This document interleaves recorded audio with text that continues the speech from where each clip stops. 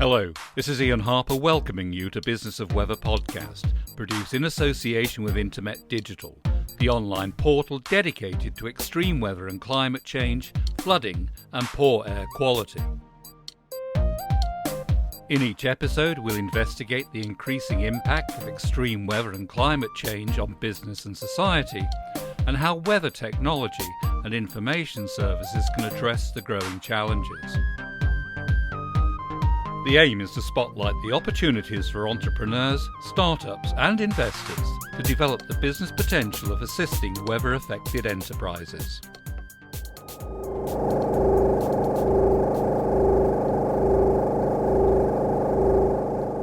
As climate change accelerates, the need to replace fossil fuel-based energy generation, transportation and other sources of carbon emissions is becoming increasingly urgent. While the growing efficiency and quantity of solar and wind-generated electricity can go a long way towards achieving this, there are many instances where grid-supplied power is unsuitable, inadequate or non-existent. What's more, the growth in use of electric cars, while hugely welcome, is likely to push the existing means of generating and distributing electricity to the limit, and probably beyond it. In this episode of Business of Weather, we look at a revolutionary clean technology which uses semiconductor material to convert the rays emitted by radioisotopes such as cobalt-60 into electricity in a way analogous to conventional solar cells. Known as the infinite power cell, the technology is claimed to be 600% more effective than a solar cell and the cheapest source of electricity on the planet, with an estimated cost as low as 2 cents per kilowatt hour. Too good to be true?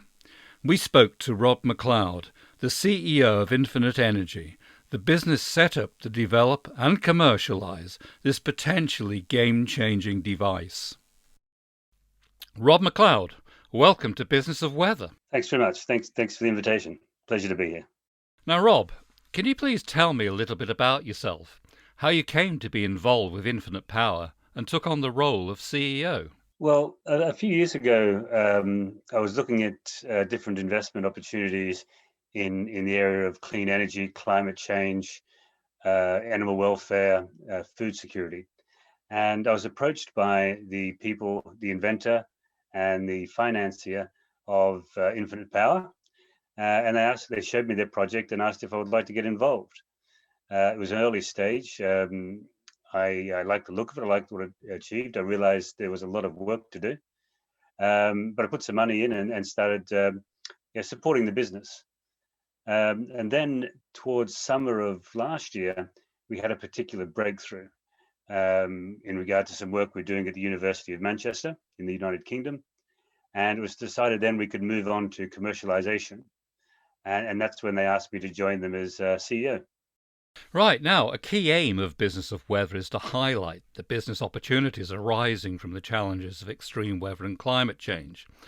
And on the face of it, your business provides an excellent example of innovation which can reduce reliance on fossil fuels in areas where there are currently few, if any, alternatives. For example, the need to rely on diesel generators for emergency power backup in hospitals or other critical areas. So, let me ask you, the Infinite Power Cell proof of concept dates back 9 years to 2012, I believe.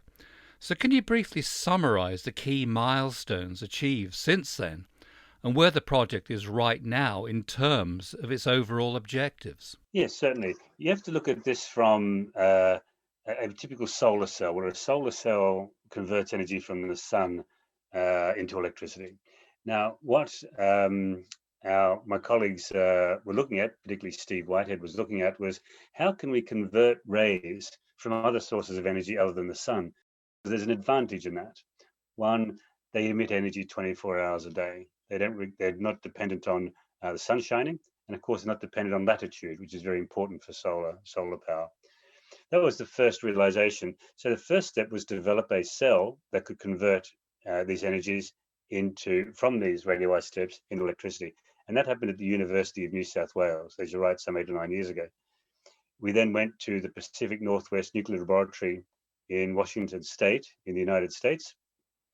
and work with them using higher powered sources, getting more energy into the cells and converting that to electricity. And we were converting beta waves and X-rays into electricity. And this is quite important, hadn't been done before with the X-rays. The next step was we decided to open a laboratory in Cumbria in the United Kingdom because of the deep levels of knowledge about the industry in that part of the United Kingdom. Lots of engineers, lots of people who know what they're doing. And so we opened the laboratory. Then we continued our work developing cells using ever more powerful radioisotopes such as strontium and cesium. Then the big breakthrough, as I said, came last summer when we used cobalt-60. Cobalt-60 is a very powerful gamma source, and the gamma waves have a lot of energy. And we were able to put our cells in front of that gamma source. We ran that for 36 hours, having it producing electricity. Now, if you were to put a typical solar cell in front of a gamma source, it would burn out within seconds. So this meant that the cells were what we call hard, radiation hard. It means that they can withstand the energy of the gamma rays and can safely convert that into electricity. So that was the big breakthrough. And what we've been doing now is setting out our steps for commercialization. All right, let's pick up on that and look ahead for a minute. Can you tell me about the work that lies ahead to reach commercial viability as a business? Well, it's pretty straightforward. In fact, the technology we use to build the cells is the same technology you use to build solar cells. We can buy that equipment basically off the production line. That's not going to be an issue. Where we've got our knowledge, our special sources, is how we build those cells. So we can start building those cells quite quickly. We then need to source isotope, and we need to find customers, which is what we're doing at the moment. Now, the very next step, our first step, is to build a 10 kilowatt demonstration project, which we're currently sourcing the kit for and sourcing the isotope for, and we're also currently raising the capital for. Once we have that 10 kilowatt unit built and we're demonstrating the power capacity of the 10 kilowatt unit, we already have a number of customers ready to take bigger units ranging from 150 kilowatts up onto 30 megawatts. Just to follow up on that, how big is a 10 kilowatt unit? Well, the 10 kilowatt units we're planning at the moment would be about 1 meter cubed, and that's what we call an unshielded unit. That's one that we would put inside a factory or put inside a production plant. We could also build a shielded unit, which is slightly bigger, and these could be standalone units. And the good thing about these units is they can sit there and they'll keep producing electricity. There are no moving parts inside the unit. It just keeps producing electricity so long as the isotope's giving off gamma rays.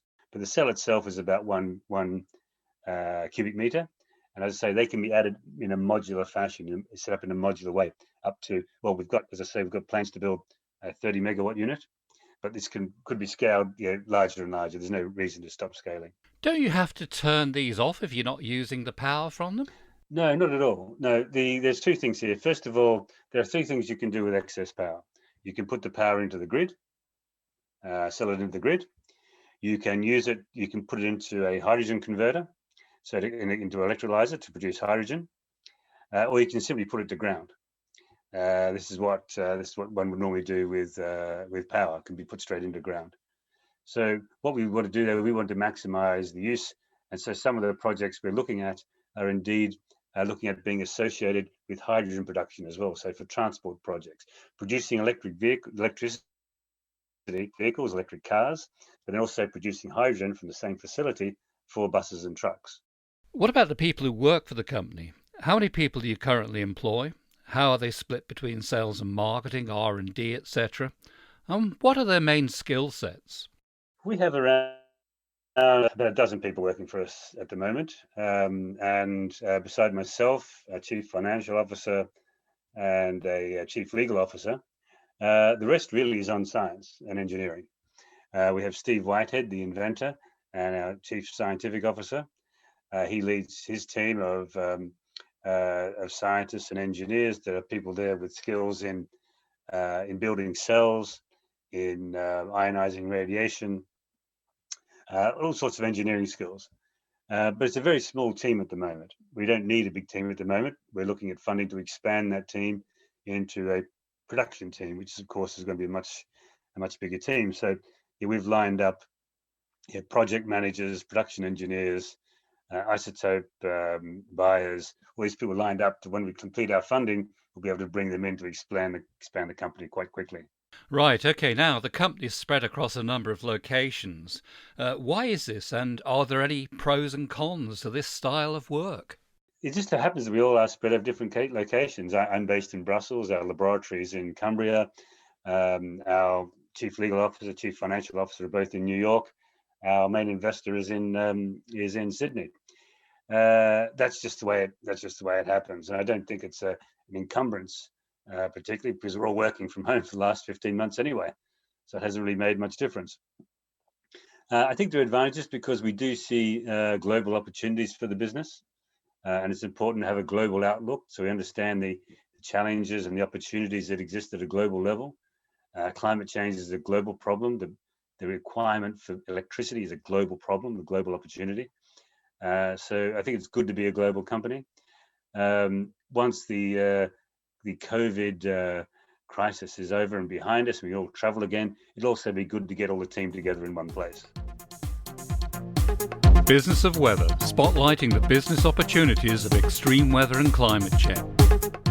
Right, now, while Business of Weather is more concerned with getting an accurate overview rather than the intricate details of the technologies involved in an innovation, you've got some pretty novel things going on here. So I'd like to get a handle on how a startup business such as Infinite Power has gone about getting to grips with what must be some pretty considerable challenges. Now, your innovation involves using high-energy electromagnetic radiation, beta particles, gamma rays, X-rays, rather than visible light to generate electricity in conjunction with semiconductor panels. To do this requires the use of a radioactive source and the semiconductor material tough enough to withstand such radiation. So first of all, what can you tell me about the semiconductor material you use to generate electricity from high-energy radiation, and also, where do you get it made? Right. Well, we make them at present in our own laboratory, and we can't tell you too much about it because that is our protected intellectual property of what goes into making it. This was the real breakthrough that we've had. In fact, the patents we hold explain what we do and how we do it, but they don't include, if you like, that secret sauce of how we make the isotopes, how we build the PN junction. That would be giving away too much information. And that means that we protect ourselves from someone just coming along, taking the patent and copying it. It's quite a precise process. It's taken us 9 years to get to where we are. But the cells themselves are quite easy to produce. We're using a standard magnetron in our laboratory in Cumbria to produce the small scale cells. We've lined up the acquisition of larger equipment and contract manufacturers for the larger cells. It's a pretty straightforward process if you know what the secret source is, and of course that's what we're protecting. Okay, now let's take a look at the source of the high-energy radiation itself, the radioisotope that you use. I've seen mention of cesium. You also mentioned strontium and cobalt. Where do you get this stuff from, and just how expensive is it to buy this sort of material? The material itself comes from a number of sources. There are a number of suppliers of radioisotopes. Radioisotopes are used in everything from medicine to smoke detectors, food irradiation equipment, measuring equipment, pipeline, structural testing, non-destructive testing equipment. Isotopes are used all around us. They're used in everyday applications. So buying them is a well understood, well practiced process, as is handling and control of them. The isotopes we plan to use, are cobalt and europium. In fact, are the two ones that will be most suited for what we want. We can use cesium, but cesium is harder to handle, and is not much of it commercially available. It's a byproduct of the nuclear power industry. So it tends to be stored. Now we have got projects looking at going in centres, placing ourselves in there and producing power on site. We are looking at projects and doing that at the moment in several places around the world. And that could be a valuable way of using this material that otherwise just sits there, giving off those radio waves. So, but for commercial acquisition, we'll be looking at cobalt and europium. Now, these are produced in industrial reactors.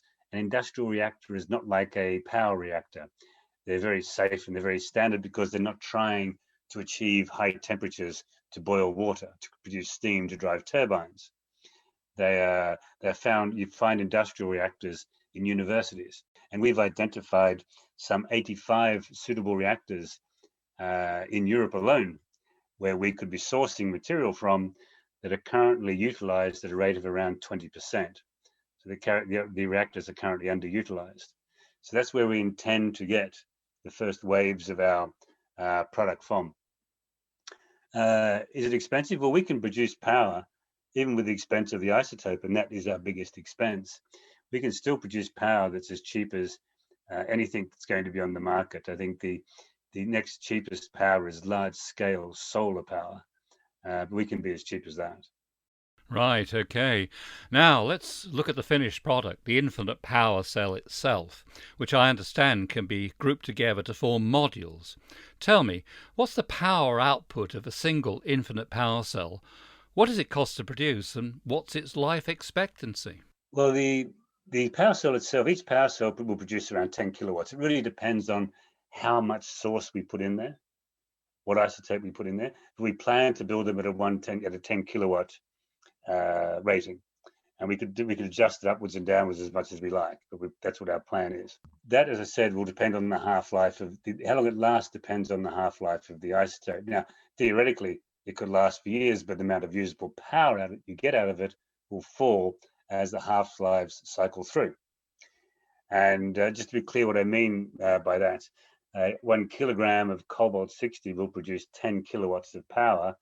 Its half-life is around 5.5 years. So after 5.5 years, you don't have 1 kilogram anymore. You have half a kilogram of cobalt-60 and half a kilogram of nickel, pure nickel. So that cobalt-60 then gives off 5 kilowatts. And again, this halves again. So our plan is to recycle or re-energize the units after every 11 years. So to refill them or to recycle them. And that's a very straightforward process. As to how much we cost, well, we're not going to go into what our costs are here, other than the fact that we can still produce these at competitive and charge competitive power rates for producing safe, clean, carbon-free baseload power. Right, thank you for that. Now, this is a pretty novel innovation, and one which I'm sure is guarded by a range of patents. But no innovation is completely immune from competition. So, if this device proves to be a success, what advantages do you have over potential competitors? Is it down to first mover advantage and cost of entry? There is first mover advantage, of course, and I think that is substantial. It would be extremely difficult, if not impossible, to reverse engineer the PN junctions. We're talking of work that's being done at micron level. Any attempt to re-engineer would likely to destruct or destroy the PN junction. So we think we're on a pretty good path there. But I think we've got to look at it a different way. There is going to be so much requirement for power that there are so many innovations coming that I think that's really what's there's going to be competition from all sorts of different powers, all sorts of different power sources. And I think it's about providing safe and clean and emissions-free power is really what everyone's going to be aiming for. Now, before I move on, I'd just like to ask a couple of health and safety type questions. So, anything involving the use of radiation is a potential health hazard. So how does this impact the potential applications of your innovation? I mentioned before that isotopes are used in everyday environments, and they really are. People associate isotopes with something that's from a nuclear power station or that's dangerous. But isotopes are used in everyday life, in X-ray machines, in scanning machines, in wherever you travel to an airport. And these are covered in a protective casing. And the rules and the practices for handling isotopes are extremely well known and extremely well practiced.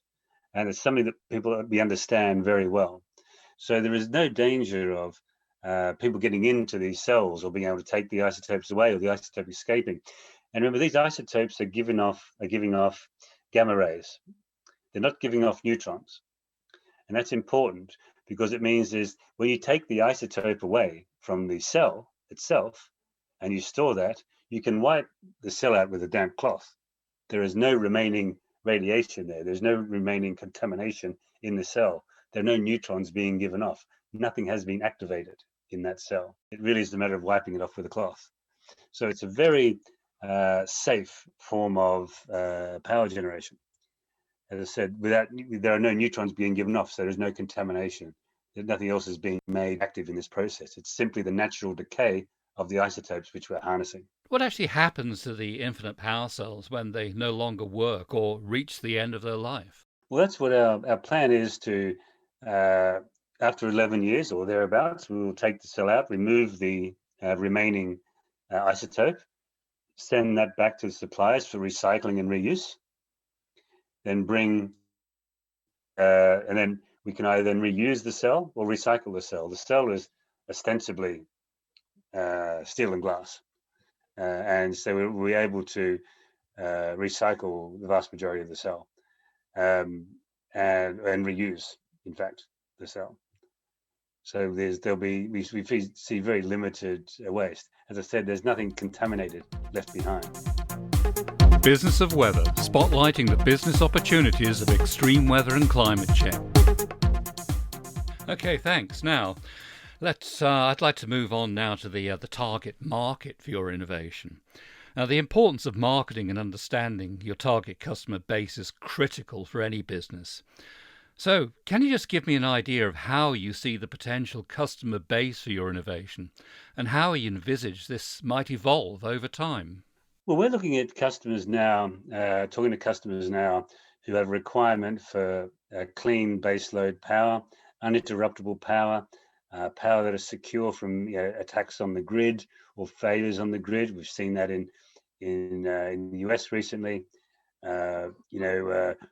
People who are operating things like hospitals and nursing homes and critical facilities require a lot of this on-grid, off-grid power. There's also remote areas where power is not easily available. We're talking to couplements where they have no natural power resources, and they don't have either the space or the inclination to fill their islands full of solar panels and wind farms. So we're talking a little about what we can do to provide baseload power for them as well. So we see that as the first step. Also replacing expensive and dirty diesel generation power. There are plenty of places around Europe where, in remote communities, where energy is still helicoptered in propane tanks to run generators. That's an incredibly expensive and wasteful and polluting form of energy. So we can see that as the first round where we can start building our stations. There's also new housing developments. We're talking to the developer of some new housing developments about building a power station alongside with their development to provide the power for the development itself. And so for new towns, and then further out, I think there will be, once the technology people get used to the technology, there will be requirement, I think, for new power stations of a larger scale. And this is, I think, the key thing. There's going to be a lot more requirement for power. If you think about just switching electric vehicles to electric vehicles in the UK, the government's own assessment is that will require them to triple the amount of electricity that's produced in the UK, triple from what's produced now. We already import about 20% of our power. Now, in order to do that, we're going to have to generate a lot more electricity. There's simply not enough wind or solar or space for solar farms. We're already coming up against a block on using farming land for new solar farms. So there's going to be a requirement for a lot more different power, a lot more different power solutions. So we're seeing that as there is so much more opportunity around the world for power. It's a matter of, we already have basically a backlog of 3 years of production ready to go from different orders of people we were currently working with. Right. Now you've referenced three customers, I believe, in the marketing information I've seen: the UK NHS, a Danish residential community, and something called Project Violet. Could you tell me about your existing customers, especially Project Violet, and say whether they correspond to your customer profile, or have there been any surprises out there? Well, the three projects, yes, they are. They do correspond. We're working with a hospital in the UK, NHS hospital in the UK, about building a facility there, which will initially provide all their overnight power requirements, and then also supply their backup power as well. Eventually, supply their backup power as well. Where the new development, of course, in Denmark is an interesting one for us. Project Violet, we can't say too much about it yet, but it is basically three 10 megawatt units. This is a 30 megawatt plant, but three separate 10 megawatt units, which are going in to supply industrial customers who are looking to protect their supply of power over the longer term. One of the great fears of many industrial companies, particularly in the UK, is that there's going to be a shortage of power as we move to electric vehicles, and shut down old nuclear power stations and other power stations. There's going to be a big shortage of power. So it's about how can they secure their power supplies at a price that they can predict. In terms of other customers, we have had a lot of good discussions with the UK government on the possibility of remote electric vehicle charging stations. So you imagine electric vehicle charging. You have an electric vehicle charging. You're up in northern Scotland or in the mountains of Wales or somewhere remote where you need to charge your vehicle. If we're going to move to electric vehicles, you can't tell people that, well, you can drive anywhere except you can't go to north of Scotland because it's too remote and there's no electric vehicle charging stations there, and there's no grid there, or the grid isn't sufficient enough to handle fast charging motor vehicles. So we're looking at building remote electric vehicle charging stations as well. It's another real possibility for us. So those that's probably been one of the big surprise ones, if you like, of potential there. But we think there's probably 500 potential sites for remote vehicle charging in the UK. In the US, we estimate there's close to 5,000 or 6,000 potential sites for remote vehicle charging. And then we get to places like Canada, Australia. These are places where, in many places, there is no grid. Indeed. Now, I imagine the military must be very interested in such an innovation as yours, and they could represent a considerable market, I would have thought. Has there been any military interest at all? We are talking with a couple of governments about how we can support what they do, particularly with remote installations, places where they don't want to, where there is no power, and currently they may use long-term diesel storage and replenishment in remote locations. So yes, we are talking about that. We can't say too much about that, as you'd imagine, but we are talking to a couple of governments about precisely that. Now, bit of a crazy question perhaps, but could this type of technology potentially replace the need for small nuclear reactors, for example, in a nuclear submarine? Look, it's potentially yes, indeed. I think but what I think at the moment is what we have to focus on is the increased demand for electricity that's coming up for us now. People underestimate the impact of moving to electric vehicles. It's the first law of thermodynamics. You can't create energy out of nothing. Electricity is not an energy source. It's a delivery of energy. It's a vector to deliver the energy to you. It's like hydrogen.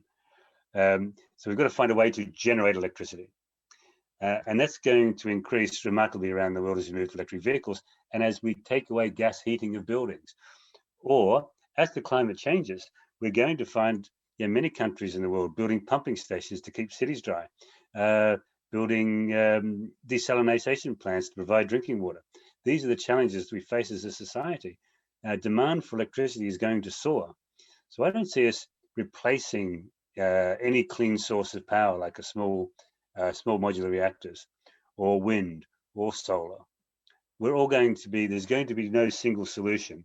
It's going to be a number of solutions working together that's going to provide us the massive amounts of power we're going to need without using fossil fuels. Business of Weather, spotlighting the business opportunities of extreme weather and climate change. Okay, thank you. Now, I'd like to move on to the really important area when it comes to business of weather, and that's the one of raising funds. One thing we try to do is help would-be entrepreneurs understand the process of raising money for the business by learning from the experience of others. So I'd like to move on to the key issue of money and how you've funded progress to date. Now, given the degree of innovation and the associated commercial risks involved with projects such as yours, and the R&D, skilled people and other key ingredients required, I'd assume it's been a relatively costly and arduous process getting the company to where it is now.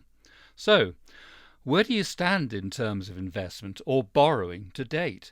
Can you give me an overview of how you've gone about raising funds and who your current investors are? Well, our current investors are all individuals, high net worth individuals, and we've invested around £8 million to date. Now we are looking to raise more money. We're in the process of raising more money. We're talking to a number of investors about a convertible loan, which is quite a neat way to raise money from some investors. We are not looking to issue shares at the moment because, well, we've got to look at our business is going to require. It requires now a small amount of capital, around £5 or £6 million, to build our demonstrated unit. We will then require maybe another £25-30 million to build our first production line. After that, as we scale, our funding requirements become more complex, but we'll be able to use power funding against power purchase agreements, those sorts of things to raise new capital. So what we have is, what I mentioned, we have 13, around a dozen people on staff. One of those is our CFO, who is an expert in raising capital. That's, we are looking at innovative ways of raising capital in the future, as well as raising capital now. And one, one advice I would give to investors is to really sort of think a little bit outside the box about how you're going to raise money, and use the experience of someone who has done it before to help you raise money. The one thing in my experience, not just Infinite Power, of course, but with many companies I've been involved in and invested in, is quite often the people who have invented the business or invented the product or building the product aren't necessarily the best people to be raising the money for the product. Raising capital is at this stage of a business is an all-consuming project. You're always raising capital. Small businesses can never have too much money in them. Okay, thanks. Now, I was going to ask you to tell me a little bit about what lies ahead in the fundraising process, but I think you've answered most of that. But just a couple of points. Do you see a potential here for public involvement in the investment process, some sort of kind of crowdfunding exercise? Or do you see there's an opportunity for a trade investor to come along, an existing utility perhaps? At this point in time, you wouldn't rule out anything. There are lots of different potential options. At the moment, we're focused on getting the next round finished. In fact, we're focused on the next 2 rounds, thinking 1 round ahead. Then after that, when we finish this round, we'll work on the next round and the one after that. I think that there's going to be a lot of interest in these sorts of technologies, these sorts of industries, and when we're up and running and producing power and bringing in revenue, I'm sure we'll attract a lot of interesting partners. I think we can assess that when it comes. As to the best way forward, well, we're at the moment we're concentrating on getting the business to where it needs to be to ensure we can take that next move later on. Okay, just to clarify, the next two rounds are first of all the £5 to £6 million fundraising to build a demonstrator, and I think you said £25 to £30 million to build a production line. Would that be right for the next two rounds? That's right. Now, the management team, do they currently retain overall control of the company, and do you see this changing in the future? Well, there's a very small group of investors and managers, so it's it's not really about having to have overall control. It's about the team working together with a very limited number of shareholders. There are two larger shareholders and a number of smaller ones. So the direction of the company is pretty clear. I don't see that changing anytime soon. But when we're a small company, we're really focused. We're all focused in the same direction. So I don't see that as an issue for us just yet. Okay. Now, how would you describe your experience of fundraising to date? Have your ideas fallen on fertile ground with investors, would you say? Yeah, I think the tricky thing is bringing new technology to market. Radically new technology to market is always a challenge. For many years, for the last 30 years, the IEA countries, International Energy Agency countries, have invested some $600 billion in energy research and R&D. Of that, half has gone into oil and gas, and almost all the rest has gone into wind and solar. There is a little bit gone into fusion, a little bit gone into batteries, a little bit into hydrogen, but it's very, very small. And the fact is that when you go and talk to people, they have already made such big investments into wind and solar, it's hard to get attention to investing in something else. Or they might that particular technology.